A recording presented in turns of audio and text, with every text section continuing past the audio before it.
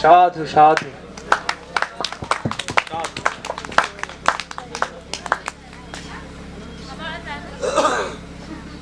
ধন্যবাদ, ধন্যবাদ মানুষদাকে, অসংখ্য ধন্যবাদ। আমাদের আবদার রেখেছেন মানুষদা, মানুষদা এসছেন।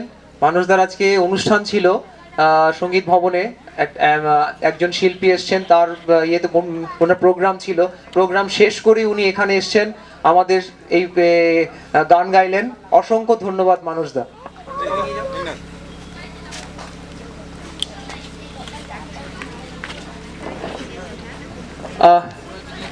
আপনারা সবাই জানেন, you know all, actually this university name is Bishwabharati, and Bishwabharati means সারা পৃথিবীর একটি প্রাণক্ষেত্র আমাদের এই শান্তিনিকেতন।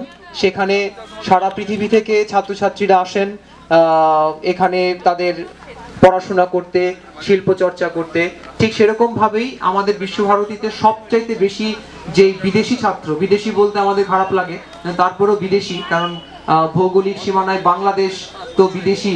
তো সেই জায়গায় দাঁড়িয়ে আজকে এরপর আমাদের মাঝে বাংলাদেশের কিছু ছেলে মেয়ে এবং আমাদের এই বাংলার কিছু ছেলে মেয়ে, তারা মিলিত প্রযোজনায় একটি সঙ্গীতা অনুষ্ঠান এখানে করবে।